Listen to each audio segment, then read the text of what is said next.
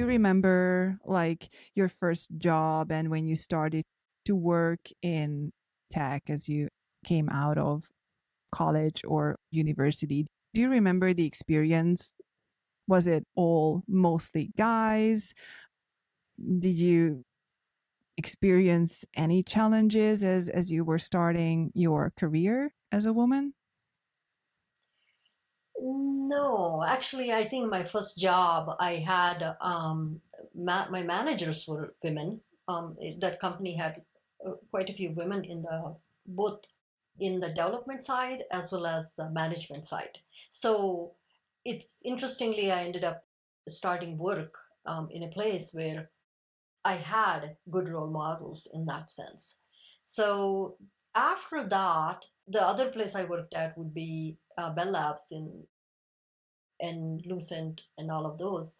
Over there too, we have had a lot of women managers as well as developers. I do not know whether it came from the AT&T Bell Labs type of culture, 60s and 70s. There were lot more women in tech. Well, I think that there were a lot more women in those early days in tech than now in the core development roles. So I have had several women there, but not so much after that. When I joined Hewlett Packard, I haven't seen very many women, especially if you go down to the doing low-level software like firmware and operating system and those kinds of things. You don't see very many women in that space.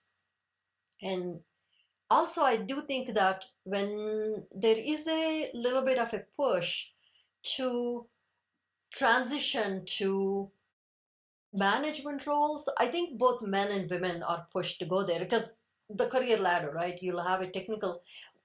We didn't have the concept of at some point at back then, I don't know, 20, 30 years ago, there was no concept of technical upward mobility if you want to pursue strictly technical path. After a while of being a software engineer, you if you want to go up the ranks, you pretty much had to kind of switch to management.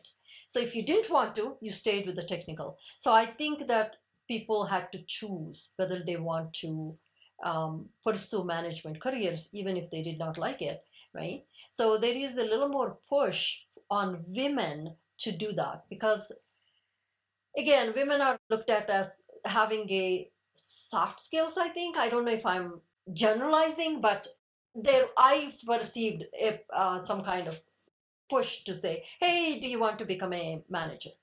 And I didn't want to. I have people skills. I work with people well, and I love working with people. But I don't want to be in the position of deciding people's salaries and people's whether they keep the job or not. That's not me.